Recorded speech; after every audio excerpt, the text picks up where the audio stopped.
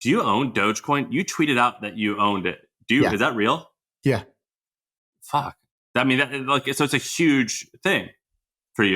Well, okay. So the part I didn't tweet out was that I took gains along the way. I feel like I can rule the world. I know I could be what I want to.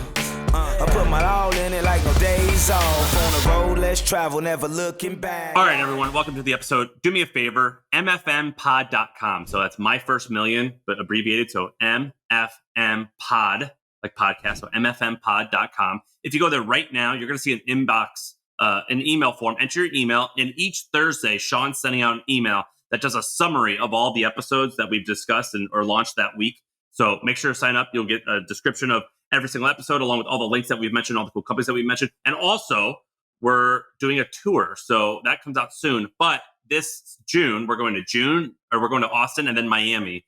And we're going to announce those dates and everything like that. So go to mfmpod.com and sign up. And you can be notified when all this is happening. And you'll get your weekly email that discusses the podcast. Shaan, what are we talking about today? Today, we talk about Peak, a testosterone subscription company. We talked about BeeRoll, which is a small little kind of bootleg company that I think could be big, could be bigger, and but it does have some problems. And then we talked about a couple of gambling websites, gambling products that I think are cool. Zrun, which is all the rage right now, people selling digital horses for $20 million, and Polymarket, a place where you can go bet on anything. So we talked about that as well. And make sure to listen to towards the end, or I'm not trying to trick you. You could just skip ahead. But we said our feelings on today's episode, and I think a lot of people are going to like what we had to say. But you might need to listen to the first bit, the first half at least, to understand the context. So give it a listen. Do you guys want to do the intro?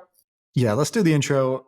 I feel like I kind of fucked up that episode. I don't feel like I did a good job, but leave this part in too. So I think it's worth it. Why do you think it was a dud? Sometimes I just look at the clock and I'm like, oh fuck, we're halfway through the episode, and I feel like what have we said so far, you know? And then like that's how I judge it. Brady, what did you think? Yeah, I thought it was a B. I thought we spent too much time on things that weren't ideas. Some of the ideas that we did talk about were things that we've talked about before, like Peak and Zrun. Thought BeeRoll was actually really cool. I'm glad we spent time on that. But overall, B. All right. And you guys just didn't have the energy. Sam, you didn't bring the energy today, man. Is that crazy? That's crazy how you could tell. I don't feel well at all. But I didn't think that I was low energy. Dude, some days I'm just like having a sluggish day, bad day. I get on this call and I get your guys' energy. And that just like helps me get through the day. And that's funny. No, I feel horrible. I didn't sleep well. I mean, I do feel sluggish. I had a bad night's sleep. That's so funny that radiates. That sucks. I thought you were fine, but you usually have one or two moments in the episode that are like the Sam moment where you like get really either excited or you think something's really dumb. And, yeah, so that didn't happen. But let's talk about some stuff. You want to talk about Peak? Did you invest in Peak? I did. When? Over the weekend. I talked to him maybe Friday, and on the first call, I was like, and I was actually quite skeptical of this. So we'll give people the context. This is one of the first ideas that we've ever discussed as this new scheme. I think literally episode maybe 1 or 2 of when we started doing the brainstorm, Sam goes, TRT subscription. And I was like, what? He's like, so I've been taking testosterone. TRT is testosterone replacement therapy. I've been taking testosterone, and I think this could be a great business. Because, if you take it, it helps you. You're going to keep taking it on a subscription. Like we were talking about why the business might be great. And we were both like, dude, that's a great idea. Why doesn't somebody do this? And obviously people were already doing it. And so you recently were like, hey, there's this company Peak that I'm investing in that does that testosterone thing. You should talk to him. And so I did. And I went in with honestly kind of like lukewarm expectations. I don't know why. Like, I don't know. I just didn't like, I didn't know how big it was going to be. I didn't really know. Like I myself, I don't take it because I'm like, I had some concerns. Like, is this really good for you or bad for you? Blah, blah, blah. And then I was totally convinced on the call. The guy Shaan, who you introduced me to, is an amazing communicator. Like this guy was so good at selling me on the business. I was like, you're going to sell everybody your product if you can sell me this well on your business. He was a really, really talented guy. Yeah, he is talented. I think it's a pretty safe bet. is what I think. Right. I think it's a safe bet. But so basically, TRT is, I believe it. I should know. I put it in my body, but I believe it's synthetic testosterone, and you can put it in via, like, you can rub it on your body. We should explain the problem, right? Which is that males, as you age in general, your testosterone levels go down, right? So in your 20s, you're this stallion. And then by the time you're in your 40s, your testosterone levels are, I don't know, multiples less than they were in your 20s. Okay, that's just nature taking it, that's father time. Okay. But there's also like other issues, which is that today, a guy in his 20s and 30s has the testosterone levels of like a 70-year-old man 50 years ago or something crazy. Like there's some stats here. And there's a lot of reasons to why that's the case. Although doctors and scientists, they're like, well, we don't exactly really know, but it could possibly be that we live like pretty soft lives. Like there's not that much fear, or like compared to, like, we don't have a death threat on a regular basis or dying of different diseases. Although maybe that's different the last 2 years. We drink plastic. We drink out of plastic. What else did they say? We smoke less, which a lot of people think nicotine and testosterone levels are correlated. And there's a variety of other reasons, but basically, the average person's T level, the average boy or man, the 25-year-old is like that of like a 50, 60-year-old, yada yada yada. And what that means is a lot of guys think, well, testosterone, okay, so you're just going to have big muscles and look good naked. That's actually kind of like a secondary thing. The first thing is that you're actually become incredibly depressed and like bummed, and you just don't feel like, I call it like aggressiveness, but it's not really like I want to fight you aggressiveness. It's like I'm like a little bit more confident and I have a purpose. Anyway, I got tested for this and I had a low T, and I tried a lot of different solutions. So I tried this company. It's pretty great. I think it could be pretty cool. I think they're doing pretty big numbers already. We'll see if they can pull it off. I think a company like a testosterone business, this is one of those companies, I think, Shaan, you said it one day, where you're like, there's a bunch of different risks here. There's technological risks, like, can you actually build it? There's market risks, like, does the market actually want this? In this case, those two things aren't risks. The third risk is operational excellence. Are you competent enough to pull this off? And that's the risk that they have. And I actually think that's a pretty easy risk, because that's a commodity. I mean, if you overpay a handful of Uber employees, they're going to figure out this problem. Yeah, you go find the guy who opened up Uber's like Atlanta business, and you're like, hey, I need you are an operational person. I need you to come here and solve this problem. Which, by the way, I think I've invested in 4 companies, and like on the founding team of each of them was like, I opened up Uber I ran Uber's Canada business. I went there first to open it. I became the GM. Or like, there's an Uber competitor, Uber for flowers, right? Bloomed that. I invested in the guy who like ran that, because it's like these guys have operational excellence. They just needed to find a good market that really wants a product. So I think you're right that the market does want this, but there is, an education step that has to be done. Product, they have almost zero product risk. But it really is about regulation and operational excellence. So do they have regulatory risks, and do they have operational excellence? Because you have to properly handle it, right? The flow is, they don't just give testosterone to anybody. You take a test. So you at home finger prick, you send the blood to the lab. The lab gets reviewed by a doctor, and the doctor says, yeah, your levels are great, or your levels are low. And if your levels are low, we can offer you a prescription if you want. And then when you get the prescription, they need to keep measuring over time to see if your levels are improving or not, and that sort of thing. And so there's a big kind of like time lag. It's not just like, buying a thing off Amazon and 2 days later it's at your house and there's no risk in playing with that toy. It's like, no, there's risks. This is actual medical. It's a digital medical workflow. And those are new. So like all of the telehealth products are like this. Hims and Ro are probably the most successful versions of these, where they took Viagra and they said, okay, how do we market to people who might have erectile dysfunction? How do we get them a prescription? How do we pair a person on Facebook who sees our ad to a doctor who can prescribe them, that they diagnose them with erectile dysfunction, prescribe them a medicine? And how do we create the generic version of Viagra? How do we take this product and how do we sell it? And then how do we do that whole thing profitably, right? So similar mindset. Those have become multi-billion-dollar companies. And I think that there's more to come in that vein. I've invested in a couple, Peak being the latest. But yeah, I think this is great. And like you said, the thing I would have been worried about was twofold. One, Does this really work, and what are the side effects? And as he was talking me through it, I was like, okay, well, you're very convincing, but obviously you're somewhat biased, right? You're like the owner of this company. But he started as a user of the product. So I think it is somewhat organic. But I was like, okay, that sounds good. I'm going to do some independent research and I'll figure this out for myself too. The second thing was I didn't like the idea of injecting myself in the butt, or I don't know. Where do you inject yourself? The thigh? I put it in my thigh and it Right. doesn't hurt at all. I do it 2 days a week. And So why don't you take the gummy or like the cream? That seems like a gummy seems way better than a shot. I got used to it and I didn't want to deviate. I had a provider that only did the shot and I just was like, yeah, I'm used to it. It also like feels like it's going to work better. I don't actually know if it does. I asked him this. I go, he said he has all three. And I go, why would anybody choose the shot? And he goes, actually, if you look in popularity, our shot is the most popular. And then the second is this and the third is this. And I said, is that because it's more effective? And he goes, no, it's not more effective. In fact, the cream is the most effective.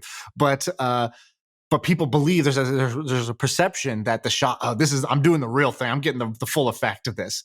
And I thought, oh, that's funny how that like perception is reality. Yeah, so I like it, but I've been doing it for a while, and this isn't like a peak commercial, and so we'll just be explicit about this. Shaan and I both have a financial incentive in this company. We are both investors of this company, but it's sick. We've been talking about TRT for a while. I'm a fan, and I've been taking it now for 2 or 3 years. It changed my body. I didn't take it for my body, but it changed in a good way. I think they'll be at 100 million in sales in the next 3 years. That's my prediction, my bet. Yeah, I believe that. The question is who buys it. And I don't know yet. I mean, it's a pretty taboo thing. So they got to fight some taboo stuff. But yeah, we'll see. I mean, because people, when they say, they're like, oh, you're taking steroids. And I joke, I'll be like, yeah, I take steroids. It's not actually steroids, right? It's not an anabolic steroid. Right. But they've got a little bit of culture uphill battle to fight. But I think people are going to be open-minded to this actually far more than I ever thought. I know a lot of people who take TRT, and I was shocked that that many people do. I thought I was going to be the only one. Especially because Joe Rogan, aka the male Oprah, does it and vouches for it. I think that goes a big way. Like that guy has like a pretty massive mainstream following, and when he normalizes something, it's just a matter of time. First his diehards will go do it, and then the other people will get curious and start to check it out. And eventually, as it gets more popular, people will remember that Joe vouched for it. Joe does it. So, I think that goes a long way. Just like Oprah had a big effect on a lot of businesses, I think a person of Joe Rogan's magnitude is actually not just any other influencer. Do you want to talk about some of these ideas that you have? You've got some amazing ideas. Do you want to talk about Zed? That's crazy. Let's talk about Zed. Okay, so we mentioned Zed on the pod before. Why don't you explain what it is, and then no, you do it. It's this is like perfect for you. This is like a Shaan company. Okay, it's really simple. Zed is it's digital horse racing. So if you've ever been to a horse racing track, super fun, Saturday, Sunday experience. You go to a track, there's a bunch of horses. You don't know anything about horse racing. You don't know anything about the strategy. You look at the sheet. What do you do at a horse racing event? You sort of drink and you bet. And so the betting part is there's 8 horses. They're about to run. You don't know anything about any of the horses. You look at the names and they all got funny names like, Mother's Last Hope or something like that. And then you're like, you know what? I think Mother's Last Hope might win. I'm going to bet $50 on Mother's Last Hope, 90 on, Sam Parr's Ponytail. And then the last one, is like whatever, Me Lucky Charms. And so you bet on 3 horses out of the 8.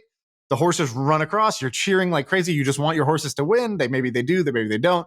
And whatever. It's a good time. And so horse racing is almost like the purest form of gambling because you really don't. There's really no strategy that you don't need any skill or strategy, but you're safe because really the other people also don't have any skill or strategy. So it's not like a poker table where if you don't know what you're doing, you'll get taken advantage of. Horse racing is very simple in that way. So what Zed did was they brought that online. Okay, well that seems kind of niche. The smart thing was they brought it online in the crypto format. So the way it works is it is a crypto project. It is an NFT project, which we've talked about before. So you go on Zed and you can buy a horse. So you can buy a horse or you can breed 2 horses together. And so you'll have a horse and then you can race your horse and then your horse can win for you or it can lose for you. It's sort of like a little Tamagotchi pet of yours. And every horse has like these characteristics. So there's like a probability when you breed your horse or when you buy your horse, there's like a probability it's going to be like a small fraction of chance it's going to be the LeBron James of horses. It's so athletic, it's just going to win every race. And then there's a probability it's going to be average or below average. And so there's a gambling aspect just in the breeding and buying of horses, not just the races themselves. And so people are going on there, they're buying and collecting horses like they're Pokemon, and then they race them against each other and they win money. And these guys are crushing it. So yeah, so this what Shaan just said. So the URL is zed.run. So ZED.run. What he just described, it sounds kind of silly. And look, like it is silly, I guess. Like I guess gambling is silly, but whatever, it's fun. And the artwork is cool. And what he just sounds like a small idea, but their numbers are astonishing. So go ahead. What are the numbers? They sell horses like in a batch. So it'll be like, in June they'll do like a drop of new horses that you can go buy. And so they just did a drop 2 days ago, I think, 3 days ago. So they did a drop, and it was 18 million in digital horse sales. So they sold $18 million of digital horses to 2,400 buyers. The top spender paid about $800,000, and the top 100 spenders spent $8.3 million. And so what's happening here under the hood is that there's a group of people who are investors and they believe in NFTs. They love to gamble. And what happened? One of my friends is those guys. Joe. We'll just say Joe. He spent 6 figures on it. That's amazing. We're going to have one of the biggest whales on the pod. I forgot to tell you this. One of the biggest whales in this whole space, in the NFT space, reached out, and he has a crazy story. And he's like, I'd love to come tell the story on your pod. So we should have him on. We'll go more in depth with him there. But my understanding is that there's these people that were really big into daily fantasy. Like they play DraftKings, FanDuel, and these were the whales there. And then, they were doing daily fantasy for a while. And then Top Shot came out, NBA Top Shot, and they went heavy into Top Shot. They bought a bunch of Top Shot things. They were buying and selling from each other, and that was driving up the prices. And they had these huge Top Shot collections, and now Top Shot was worth a lot more money, and they did well there. And then they said, all right, great. What's the next Top Shot? And they went to Zed Run, and Zed Run is the next Top Shot. And so that's what they were doing. 18 million, where do the proceeds go? So I think it goes to Zed. I don't think there's anybody else to go to here. So I think Zed basically mints the horses, and they buy them. So Zed gets the sort of initial sale, and then from there, if I sell my horse to you, I get the proceeds of that sale. Then from there, there's maybe some transaction fee. So I think that's it. I don't think there's any other I don't think there's minors and other stuff involved, but I could be wrong. I haven't. Who puts up and then you buy your horse, and then what's the likelihood that your horse is going to win a race? Is it? Do they establish you basically when you're buying a horse, you're buying that probability that it's going to win? I'm out of my pay grade here. I don't know exactly how the horse racing probabilities work. How does the slot machine work? I'm not exactly sure. I just know I pull the lever and looking for cherries. So it's crazy. So let me tell you. I'll give you some inside baseball here. Shaan told me about this 60 days ago, maybe. Our friend Narendra told us about it. Told both of us about it. Yes, first. And you brought it up on the podcast, and was this 60 days ago, maybe 2 months ago? And you guys described it, and I was like, this is silly. But Shaan's been pretty spot on with some of this stuff. Narendra's been spot on as well. He was early in Clubhouse, even he sees shit. And I contacted the founders of Zed, and I got them on the phone, and I spent like an hour talking to them, and they're raising money, and I was like, I'm in. They're going to let me invest. And they took a week, and they said, no, we don't have either. They did. It was a vague, either like they don't have room or they're not sure if they're going to raise. Regardless, that's cool. But it's pretty nuts, the amount of interest that they've been getting. And the founders were really cool guys. And I was devastated. I didn't get in. If you guys are listening, call me. Right. But it's pretty crazy, like how much interest that this company is getting. Yeah, exactly. And so I almost bought a $10,000 digital horse over the weekend because I wanted to get in before this drop, and I just got busy with Mother's Day stuff and didn't get around to it. But I think I don't know if this is a good investment or bad investment. My personal opinion is that this is going to have a hype cycle. And the prices are going to go up. It's going to be like, oh my God, there's, this company's done $300 million of digital horse sales. And then, 400 days from now, We're going to be like, remember Zed Run? That was a fun 4 weeks. Kind of like BitClout. Kind of like BitClout, kind of like Top Shot, kind of like Clubhouse, right? Like this is not uncommon, and it's not really even a knock on them. Like, look, they did better than 99% of startups that don't get a hype cycle, but I don't see how much longevity there is here, because it's the trick is when the primary value is speculation, then it's hard for something to sustain. And in here, it's like primary value number 1 is speculation. I'm going to get this horse. I'm going to sell it for more. Primary value 2 is a game. And both games and speculation, sort of fade over time with everything except for Bitcoin, because for Bitcoin, the speculation is actually what makes it valuable. People speculate that the price will go higher. The higher the price goes, the more it actually is a store of value. So the speculation actually creates the product. Whereas that's not the case for Zed. Do you ever ask yourself, how are we going to build, or how individually, how do we make stuff on the internet that can actually last 20, 30, 40, 50 years? Because you think of the things that are in the top 50 companies right now, most of them, I bet, that are tech-based are launched inside the last 15. How old is Google? 20 years old? Ish. Yeah. Year 2000 maybe, or 96, so 25. Yeah. Everything's so new and changes so rapidly. Do you ever ask yourself, how are you going to create something that can last a long time, or do you not care about that? I don't really care about that. What I do care about, I guess, like my view is that you got to go on either end of the spectrum. Either you try to build something that's going to be really defensible and valuable. And really what I mean, so for me, it's not about something lasting over time. It's this one theory, which is, does it have a positive flywheel? Which means the more people who use it and the longer it's around, does it become more and more valuable? There's something called the law of increasing returns. And so I want to be in a business that's like that. Might be hard to get the flywheel turning. Explain that. What does that mean? Yeah, so like an example of it is, there's many, but let's say Amazon, or Amazon is the classic example of this. So what makes a shopping store valuable? A store is valuable if it has large selection, low prices, and fast delivery. So with Amazon, for every single customer that comes on, for every single product that they add to it, they're increasing the variety available to that customer. Because they have so many customers, they can offer the lowest prices. And because they have so many customers and so much built up, sort of supply chain infrastructure behind their thing, they can offer the fastest delivery. And so for them, every new customer or every new merchant is just like, it's kind of like you used to say with the hustle. Every email is a wind, we're a pirate ship, and every email subscriber is a little wind in our sails. It's that, but basically it makes it better for everybody else. The classic example of this is Facebook, right? So every person who joins Facebook makes Facebook more valuable to all the other people on Facebook. And so in the beginning, when Facebook has 0 people on it, it's not very valuable to anybody. Even the first 10 people, it's not very valuable to anybody. But once it gets every additional person, the thing gets more defensible over time. It gets more valuable to its existing customers, which makes it harder for anybody to compete. And they don't have to do a new thing. They don't have to come up with a new idea or a new business line. Like, all they had to do was just get more people using it, because the people were the value. And Uber, same thing. Every additional driver on the road makes the service more valuable to everybody, because you get faster pickup times.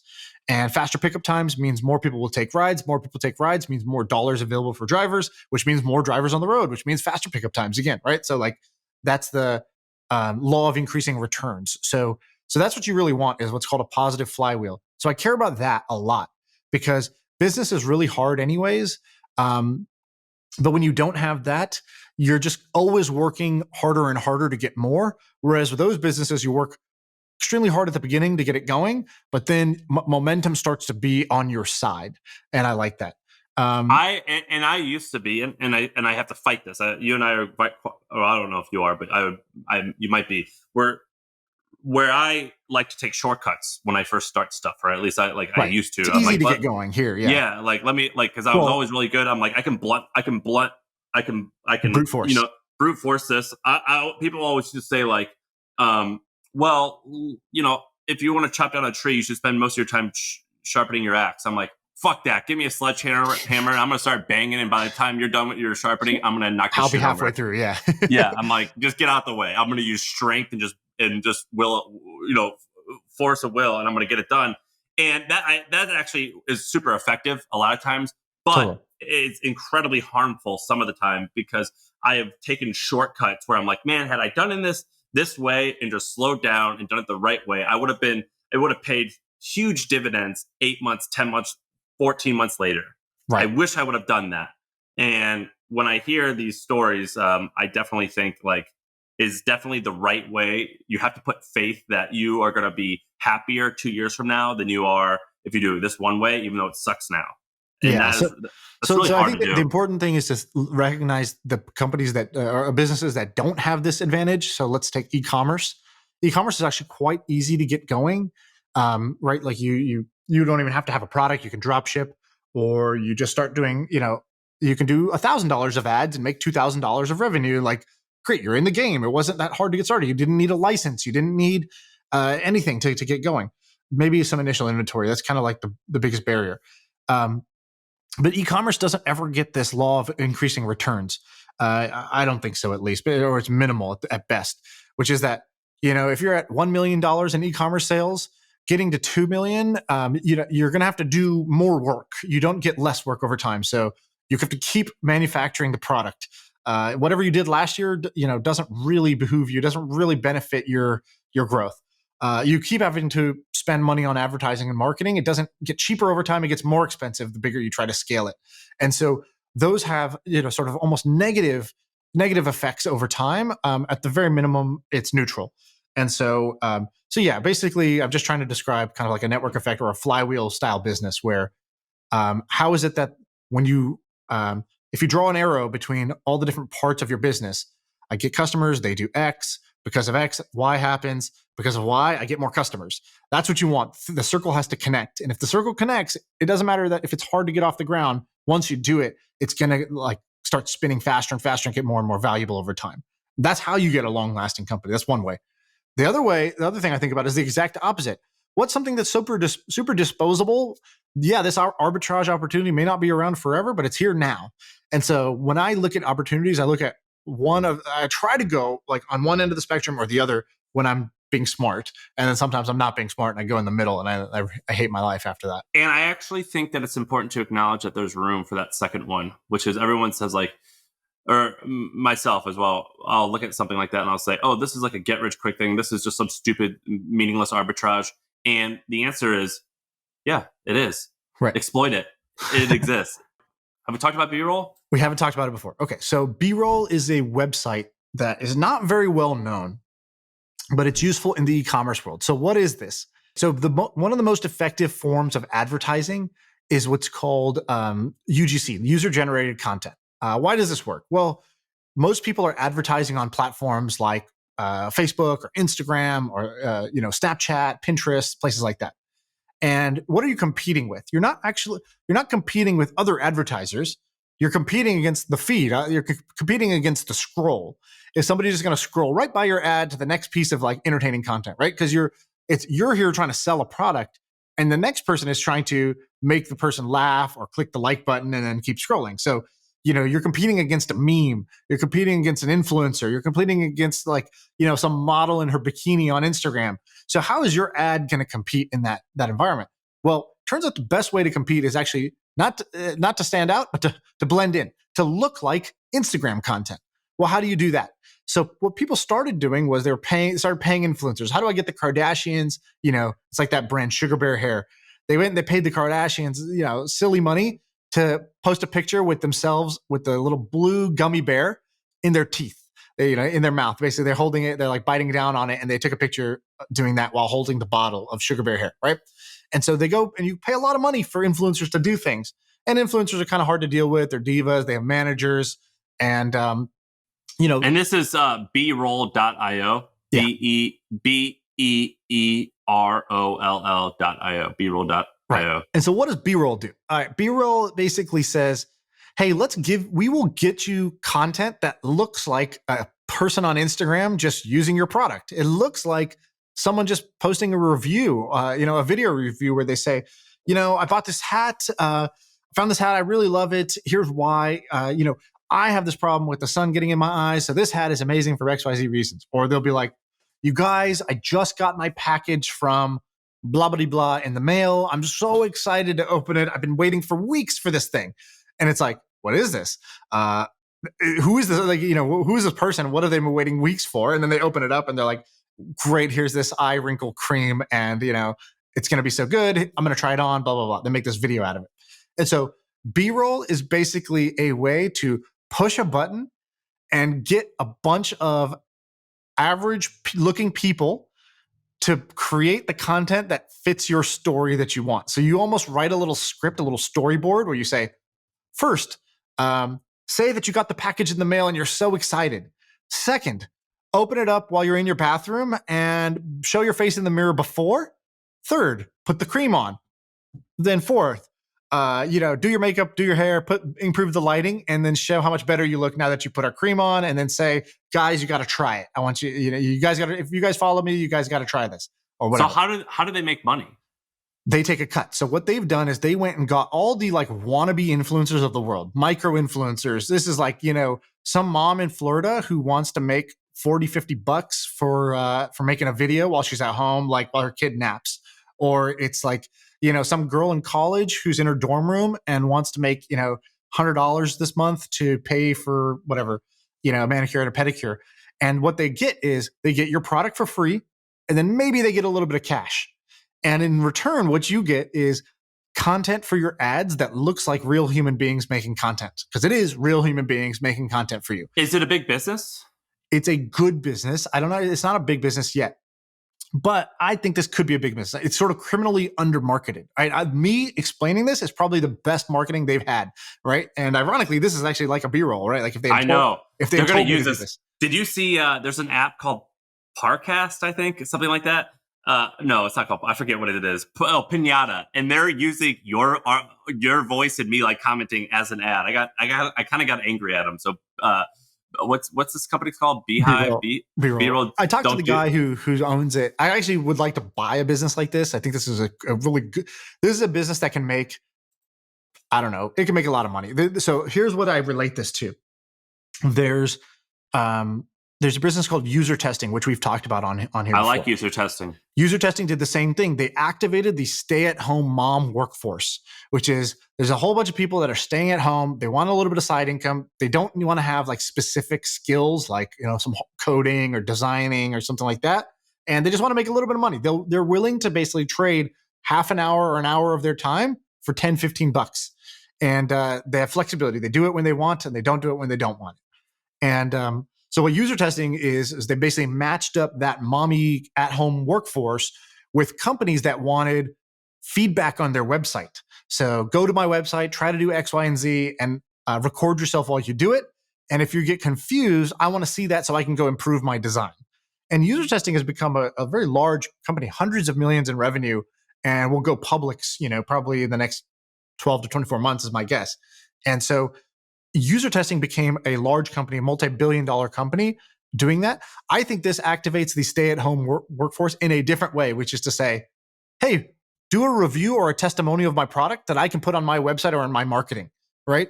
Why wait for? Why pay? I overpay for influencers or wait for customers to like take the time to do this. I'll pay you. I'll give you some free product. I'll pay you a little chump change to create a testimonial or a review or create whatever, little short video clip, because that's what I need to be advertising on TikTok or anywhere else. Great. Can I explain to you what I would do if I wanted to make money off this? Yeah. I used to have like a little like e-com things, and I would go to, I hate admitting this because frankly, I don't think it was a good idea, but I would go to Fiverr.com and I would write a script and I would pay someone $5 to $100 to record them as a testimonial. Really, it wasn't even that good because they make it look too professional. Yes, but too professional, yeah. It was a testimonial nonetheless. Now, I have no idea if this is what's it called? BeeRoll. I have no idea if this is what they did. But basically what they're doing is they're just taking a very specific niche of Fiverr. Fiverr.com is like probably the leader in this space. It's a publicly traded company. It's the whole shtick was $5 things that you could do now. Right. Like you can draw a logo or make a 30-second video, and people would game it. I use Fiverr.com to get 10,000 Twitter followers. and it automatically looks like 10,000 Twitter followers, so it made me look legit, yada, yada, yada. People use it for scams. What I would do is I'm looking at Fiverr's annual report, and they'll actually tell you more likely than not what some of the fastest growing categories are, and what the fastest and most popular services are. Or you could just go straight to Fiverr.com and do like rank by popularity. And I would just rinse and repeat, and I would look at what BeeRoll did, and I would look at which category is the most popular, and I would create a website just for that. And I think you could probably build a pretty good business doing that. We should do that. We should do a dive into Fiverr's like public reports, and let's see what we find, because Fiverr is a pretty interesting business. We could do Fiverr and maybe like Upwork or whoever. I'm going to show you. Oh, you can't see my screen, huh? Like you could do like all right, I'm just on Fiverr.com, like Fiverr, but only focusing on voiceovers. So Right. It's like for $500, we'll read whatever you want for a 60-second thing, and I sound like this voiceover. I sound like a movie guy, or you can get this other person who sounds like a commercial lady from a credit card commercial. Yada yada yada yada. Or you could do I'm going to send you a screenshot of the like the storyboard that I submitted to use this thing, and it's the design looks like a little bit crazy, but it is pretty cool. You'll see like how this works, and I think it makes it very real in your mind, like how powerful this would be. It's like so for example, if you're an e-commerce store right now, or an e-commerce owner, which is there's a lot of these, right? Shopify has exploded in popularity, and you book a professional photographer, you go to a studio, and you go look at all your favorite brands, Lululemon, Nike, Gap, whoever, right? And you say, we want to make commercials like them. We want to have our photos like them. That's the way this should work. We want beautiful, clean, like perfect lighting, cute models, wearing our stuff, smiling and holding hands. And then you go put that on Facebook. And then next to it, you take out your iPhone and you record your face, and you basically are holding up your product in shitty lighting in your bathroom, and you go, guys, I just got this, whatever, lip gloss. And I don't know why I picked lip gloss. Like I wouldn't even know the first thing about what to say about lip gloss. All right, let's pick a different one. Guys, I just got this hair product for my men's long hair that I have. I don't know about you guys, but I wake up in the morning, it looks like this. And then what I do is I just squeeze this on, put this in my hair, and bam, I look fantastic. And, whatever. Even less salesy than that. It's just like, guys, it looks so good, except for this little part here, but I got to work on that. Anyways, you guys get the idea, blah, blah, blah. That ad will kick ass compared to the studio photographer, official, high quality, professionally done. Have you even seen that the commercials on TV, people are doing this now too? Yeah, because before you couldn't measure TV well enough, right? TV was hard to measure. You couldn't figure out what works and what doesn't. Now you throw both ads on Facebook. You throw 1,000 ads on Facebook, and you'll see this one gets the most clicks. This one gets the longest views. This one results in highest number of purchases. So then they probably did that, spent $100 million on Facebook, and said, this is the best way to communicate our product to our customers. Now, hey, TV guy, roll this instead. And then they're like, are you sure? This looks like shit. And it's like, no, trust me, this works. And so this lifestyle type of content or user-generated style of content works so well. So then the question is, you're basically feeding into Facebook's ad engine. So this looks like a small business, right? It even sounds like a small business. BeeRoll, like BEE, like a little bumblebee. The website looks like shit. It just How much like, revenue do you think they make? I think they're probably doing a couple million, 1 or 2 million a year is my guess. And I think that this could easily be, 9-figure business. Why? Because you're taking a subset of the Facebook ad engine, right? Facebook, people are spending billions and billions of dollars on Facebook advertising. If you have a way for them to create more ad creative that converts better at scale without hiring their own people and doing this stuff in-house, people are going to take you up on that bargain. But you'd have to basically market yourself as well. You'd have to go and figure out how to get them all to use you. You know what would be kind of cool? I'm just thinking about this is we talk about so many things that I would love to do. I'm like, oh, this just seems exciting. And a lot of people think that way. We should do an episode one day or make a list of where we list out the type of headaches that each business comes with. So I think the issue is that we make things sound easy. And in some regard, they're really simple, but they have issues. Everything has issues. So like with media, the issues is you have to deal with people, personnel, because your people make your stuff. With e-com, you have to deal with like the shipping and logistics. You have to what do you have to deal with? Cash flow issues, whatever. With the whole B2B, supply chain. Yeah. Supply chain stuff. With B2B software, you have to deal with Enterprise sales. Yeah. Enterprise sales. And you also have to deal with, like, it can feel like it is a little slow sometimes. Like it can be a slog. Yep. Like there's issues for everything. I would love to hear like what the headaches are for this and some of the other stuff that we talk about. So like, what are the issues with this? Probably maybe people, because you're dealing with it's quality control. So the biggest issue is I'm an advertiser. You did all the hard work to convince me to start to try using BeeRoll to get some videos made. I put up my brief. Well, I kind of wrote it in kind of a shitty way because I don't know how to do this, right? I wrote my script. My script kind of sucks. It was unclear. It was open-ended, blah, blah, blah. That goes to some person in Tennessee who's just doing this for fun on the weekends to make a little side cash. They half read the thing, they record the thing, but there's like background noise, behind them to the point where you can't hear what they're saying, or they didn't follow the prompt. The right. client really said, start the video holding up our product. And the person just didn't do that. And now the video's in. The client expects to get the video they wanted. The video creator expects to get paid, and nobody's happy. The client didn't like the video, and the creator said, I did the work. What's up? And you're in the middle, and you're now having to figure out, how am I going to ensure quality so that my advertisers don't get fed up and leave throughout this process? This is the problem for user testing as well.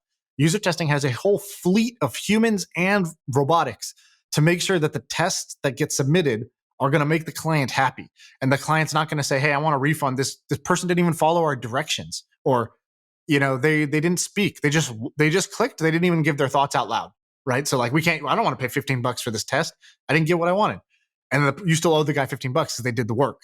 And if you don't pay either one, they're going to leave the platform. Or if you don't give either one what they want, they leave the platform. Now you have a churn problem. So quality assurance is the number one issue with a marketplace like this, in addition to the normal headaches of going and getting people to join your platform of a two-sided market. Yeah. I just want I want like a glass door for different business ideas. Like, where's the downside? Just because everything has it. Just tell me what the downside is and what I got to deal with.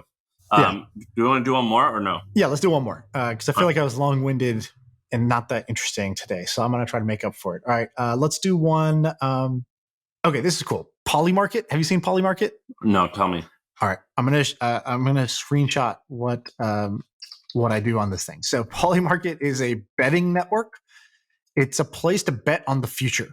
So you can bet on anything. So if you go to bet on your beliefs is the name is called, or the phrase is bet on your beliefs. Their trademark. So it's similar to any betting platform. Like, oh, I can go bet. Will the Lakers win tonight, or are they going to lose? Right? But you bet on different type of stuff. So here's the top bets right now. Number one, will Dogecoin reach $1 at any point before June 15th, 2021? Will Andrew Yang win the Democratic primary of New York City in 2021? And so let's take that Andrew Yang one. By the way, really quick, do you own Dogecoin? You tweeted out that you owned it. Yeah. Is that real? Yeah. Fuck. I mean, so it's a huge thing for you. Well, okay. So the part I didn't tweet out was that I took gains along the way. So I bought a million Doge at 3 cents. And so that would be, I would have made, I don't know, like $500,000 to $1 million or something like that if I just held the whole thing. But I sold at 8, I sold at 15, I sold at 30, so now I still have a slug of it left. And I'm just letting that ride at, it's at like 50 cents now or something like that. Yeah. Only tweet the good stuff. Sorry. Go ahead. Yeah. Okay. So anyways, so you could bet on something. So like there was a bet, or there's a bet right now. Will New York City be fully reopened by July 1? And then there's a price on, it's all simple, yes and no. So if you just look at this site, it'll show you that 60 grand has been bet on this bet.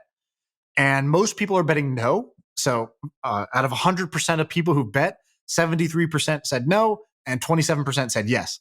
And so when you go bet, you get better odds. Like if I'm betting the yes side and only 27% people have said yes, I get paid more if that ends up being correct. If you take one of these other bets, like, we'll both like this one. I bet this one, which is, will Floyd Mayweather beat Logan Paul in their upcoming boxing match? To me, this is like 100% probability that if the fight happens, Floyd Mayweather is going to beat Logan Paul. Yes. But on here, it's 94. You get 94 cents basically. It's 94% think yes, and there's 6% if you bet the other side, if you bet Logan Paul is going to win. And so to me, that's free money that's going to happen in 1 month, right? And so I can make like a 6% return on my money this month just by putting it into that bet. Well, no. So I put in 10 grand, and if he wins, I make 10,161. No, it's only a 1.6. Well, so the problem is, so that's the thing. It's there's slippage if you bet more. So there's only been $6,000 bet into this bet. So if you bet 10 grand, you would have moved the market, right? So put in $100, and you can see what your return is. And so for the more popular bets, you can bet 10 grand and it's not going to move the market, right? The Andrew Yang one has 260 grand in, so your 10K is not really going to move the prices that much. That's interesting. So I'm going to bet on this Floyd one. By the way, Floyd's going to just it won't even be close. Of course, it's not even a question to me. Anyway, so there's a bunch of these things that are like this, but I think this is really cool. It's a really cool product. People have been talking about these prediction markets in crypto for a while, and this is a crypto based thing. So the problem is who created this? Just like, I don't know, some team of people in the crypto world. And so what they say is, if you see at the bottom, there's a disclaimer. Polymarket is only for informational and educational purposes. We do not custody your money. We do not take profits. We don't host these bets themselves. So what they say is there's a betting protocol. Bets get made on there. And this is just a website displaying the bets and letting you like bet into those markets or bet into the protocol or not. And so these bets are all made on the Ethereum blockchain. So you the whole bet is made there, and then they have a system for validation. So who's going to say if Floyd Mayweather beats Logan Paul? Well, there's like details in there of how they're going to decide, and then there's what's called there's trusted oracles or whatever. Yeah. There's a group. There's a decentralized group of people who will all submit their answer. What happened? Yes or no? And once there's a consensus, if there is consensus, then the bet finishes. It closes. And if there wasn't consensus, whatever. Is New York City fully reopened by July 1? That's something to me where I'm curious. I don't know how they're going to resolve that. Like fully open, it says it needs bars, restaurants, blah, blah, blah, blah, blah. But like, what if there's some gray area? I don't know how they resolve these bets in that case. But I find it really fun to, I think if you listen to this podcast by now, you know I'm kind of a gambler. I find this to be a fun way to gamble on things that, you're betting are going to happen. And so I put 5K into this thing and I started betting on different bets, and I'm having a blast. And so I'm going to keep doing it. I think this is going to be quite large. I won a bet for the Saturday Night Live thing. It said, will Elon Musk mention Dogecoin on Saturday Night Live? And yes was paying out at like 94 cents. But I was like, I'm pretty sure he's going to do it. And so I bet yes. And so I bet $250 and I made $330 or something like that. So I made like a profit of, I don't know, I forgot what it was, like $80 or something like that on the bet. Dude, this is badass. So how did you find this? People in crypto talk about this thing. I'd heard the name before. I've been to it before, but this was the first time I actually started betting on it. Like you on Twitter, they talk about it? Yeah, I don't even know, man. I'm just like so knee deep in the crypto world. I don't even know when I hear about things. Maybe it's Twitter, maybe it's a friend. I have no idea. Oh, they just raised money. Yeah, they've raised money. They're kind of they're like a well-considered brand, I think. Which is kind of weird because this thing, like if you go to the website, how it works and stuff is like pretty skimpy.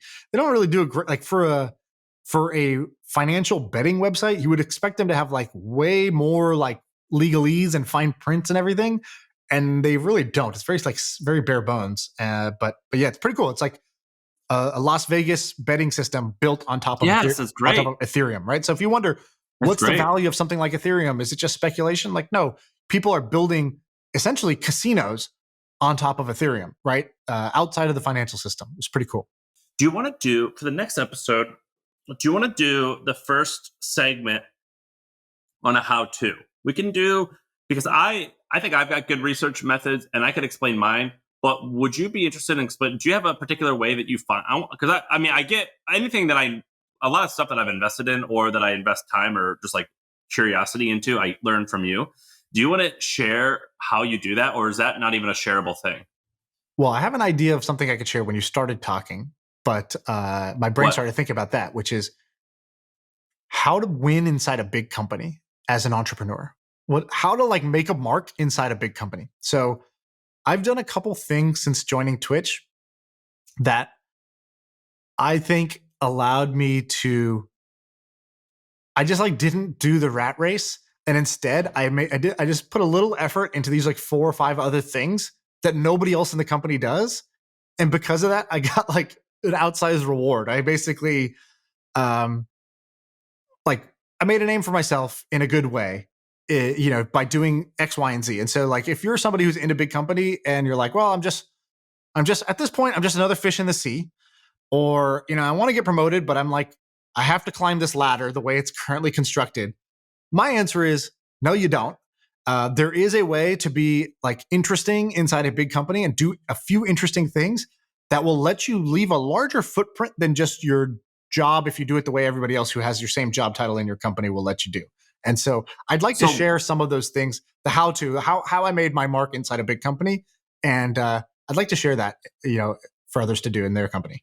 So how to, I don't know what we're going to call it, but how to succeed in a huge company as an entrepreneur. How to, what I want to do is like how we do research. And then maybe a third one that I want to learn from you is how do you manage this small team of people?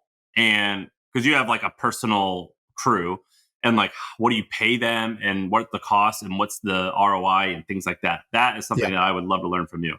Yeah, I'm down to do that one as well. And so, some people have asked me about that. So yeah, we can do that one. I think more people want to know. So I think people want to know that one. And there's a lot of people who listen to this that have a job, and they're not like ready to go quit their job and start a company. They don't want to. Would you tweet out? Whatever. You want to tweet out those 3 ideas, or I can do it, and we'll see what the people say. Yeah, let's do it. I think we should do all 3. It's just in what order? We'll do one each time. It's okay. June 3rd. Did I say? I think I said June 3rd to you. Shaan and I are doing a meetup. Well, I guess it's Trends and the Hustle, and Shaan and I, whoever's doing it, we're going to be there. We're going to host an interview. I think we can do our thing in front of everyone. And then also Noah Kagan will be there. Do you know Noah? Never met him in person, just on the pod. So he'll be there. We're going to do it at his office. So he's been kind enough to let us have his office. So you can go to MFN, like my first million, MFMpod.com, and enter your email, and you'll get notified when that's being released. Like if when you're in Austin, to your town. Yeah, when we come to starting with Austin. Yeah, we're going to start with Austin. That's on June 3rd. It's likely, I'm almost positive it's completely free, and we'll have room for 50 people. And then we haven't settled on this yet, but not the day after, but likely the day after, we might go to Miami. We got to lock that in. If you have an office that could host 100 people. Let's lock it in. What are we waiting for? Let's lock it in. It's done. Well, we haven't found the venue, but the decision is done. Yeah, like I'll plan to go, but we don't have a place to be. So it's all right. We'll figure it out. If you want to host us, basically, if you want to provide light drinks and light food, and you want to have 50 to 100 people, tell us. It's going to be in the evening. It's going to be like a 7 o'clock thing. Maybe 500 people. Mayor Suarez, if you are listening to this, hey, we've traded a couple DMs. Hey, I've been seeing you talking to my friends. Let's do this. I think we could get 100 or 500 people. I just don't know if I personally would want to. Would you want to riff in front of 500 people? Oh, yeah. If I'm going to do 100, why not 500? It doesn't make any difference to me.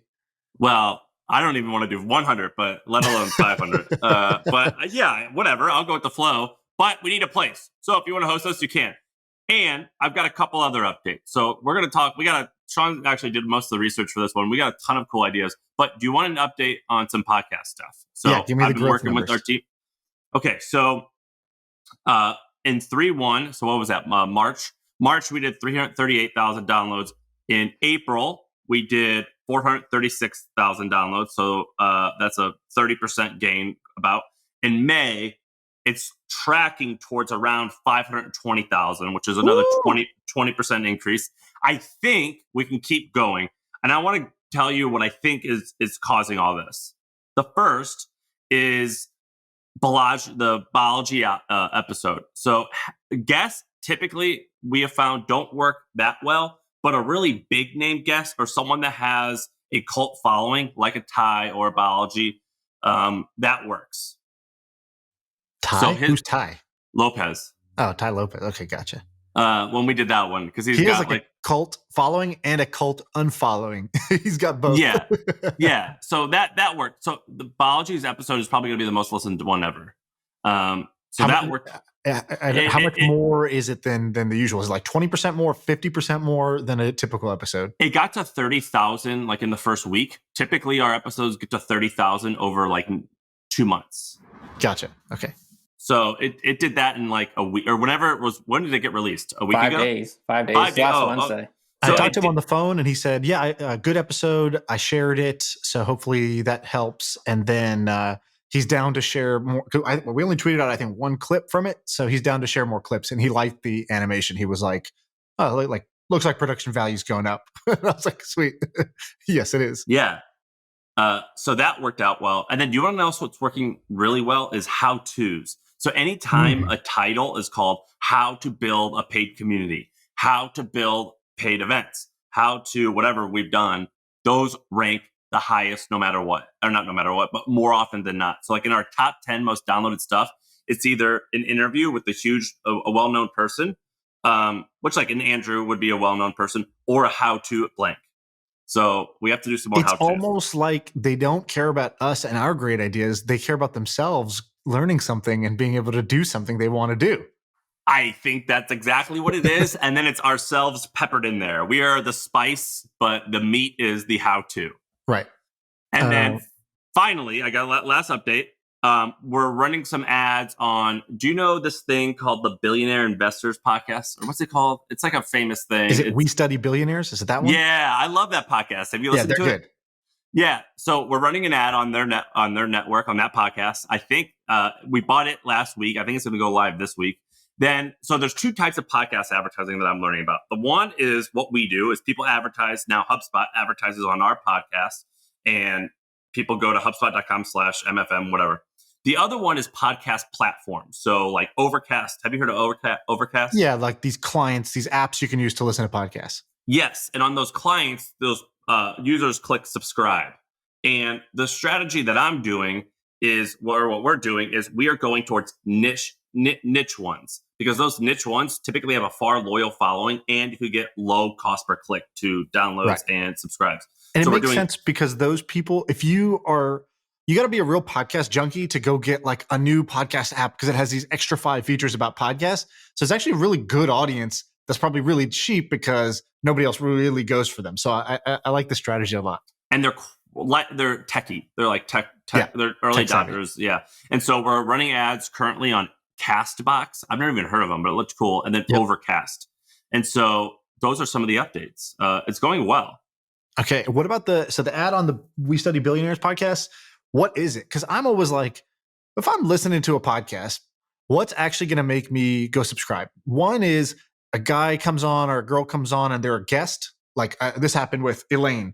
Elaine came on our podcast. She did ideas and she said it was like, I don't know, one of her biggest, her newsletter got like a huge spike in subscribers. Like her next email send was, welcome all my new subscribers. This is amazing. And she said she got, thousands of new subscribers from her appearance on the pod, which is great. And so that one makes sense because if I go and guest on somebody's podcast, you listen to it for 45 minutes or an hour because that's your favorite podcast or that's what you listen to regularly. And you might be like, oh, that guest was cool. They said they have a pod. I'll go check it out. I like that method. And I've said it, I got to do this. I still have to go do it, which is I want to go guest on as many podcasts as I can. That'll be my contribution to this growth strategy. But this ad is a little bit different. It's just like a 30-second sound clip. What are we saying in that 30-second sound clip that's going to make somebody want to subscribe? Unfortunately, it's not a clip. I think it's going to be Stig, the main guy, reading. But frankly, I don't know. We just closed the deal on Friday. Okay, fair enough. So I have to figure it out. But we have our guys. So we got this team, Henry and Dylan. They're making like a hype, like a sizzle reel. Right. And we might be able to use that. But I don't know. But I agree with you. Like in theory, I agree with you. I just don't know what's available at the moment. And we're doing some other stuff to make it easier to follow. So I've grown my email list in this year from 0 to 26,000 subscribers now. And at 26,000, I just sent it out for the first time last week. So it's just ShaanPuri.com. So if you go subscribe there, you get all my emails. But one of the weekly emails I send now is a podcast recap. So if you don't have time or you listen to the pod while you were on the go, I basically take the best 3 bits from that from the last week of episodes, and I say, this was the best idea, this was kind of the second most interesting idea, and here was the third one. And so sent that out for the first time. And I think that will also make it easier for people to like follow along. And if you were kind of on the fence, or you're in and out, you listen sometimes, you don't listen other times, I think that'll keep you on the hook, because it's so easy. And then I copied your email from Shaan, and I sent it to like 30,000 hustle people who clicked on My First Million link in the past like 2 weeks. And we're actually going to increase that. So it's like 100,000 people. And my takeaway so far is it actually might be good for the user, but shitty for our numbers, because you just get the information without having to listen, which kind of sucks that like has to be the case.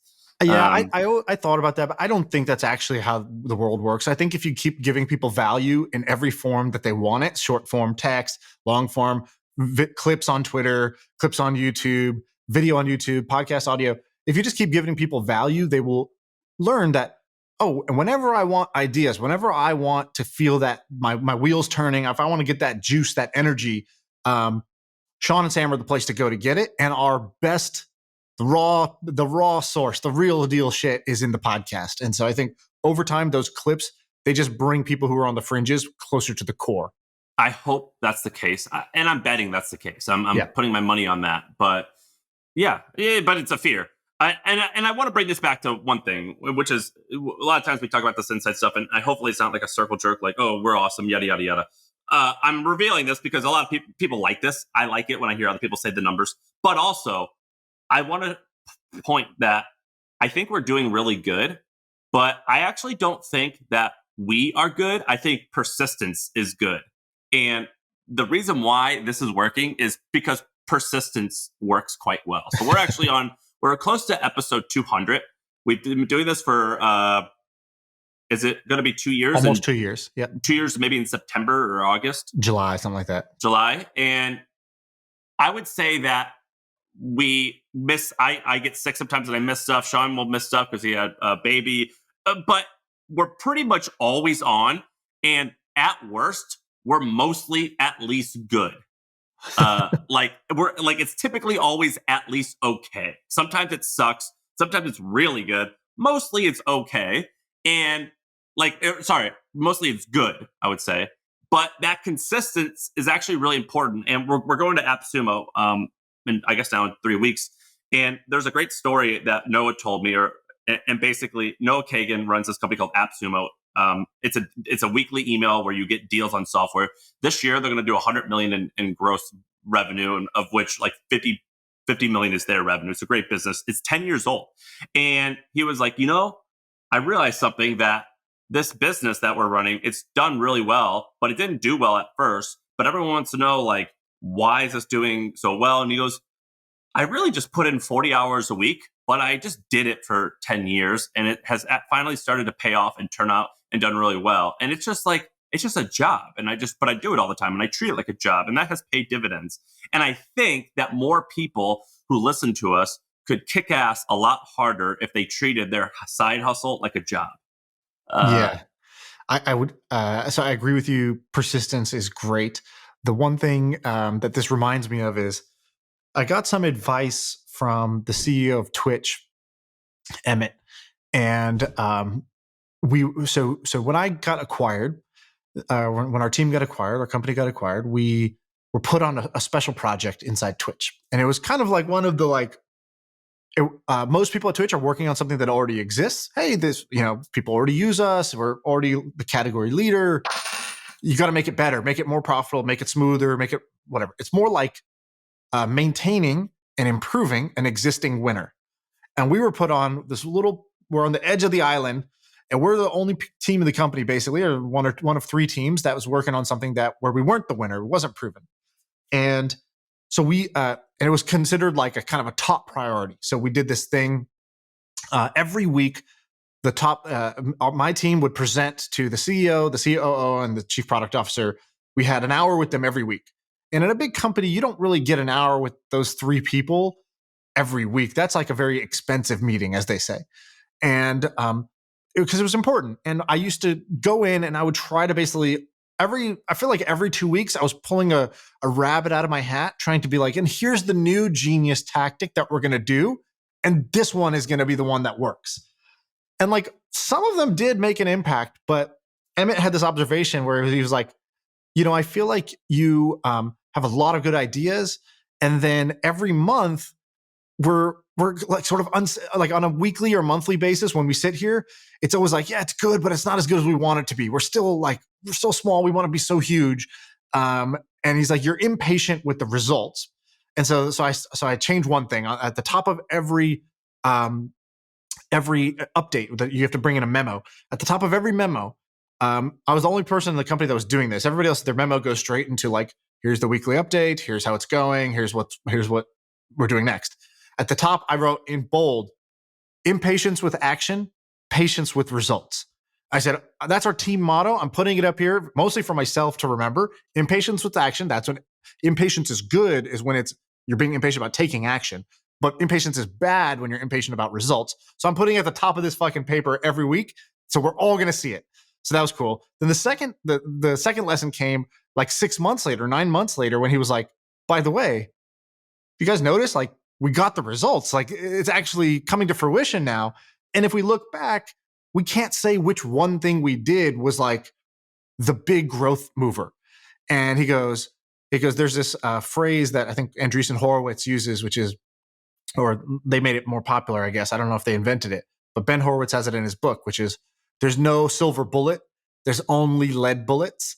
And this is basically what that means is, there's no silver bullet strategy. There's no one thing you're going to go do that's just going to magically like make everything okay, make everything work. The only growth strategy that truly works over time is a many lead bullet strategy, which means you do a bunch of things and you keep firing until the thing falls over and it finally you break through.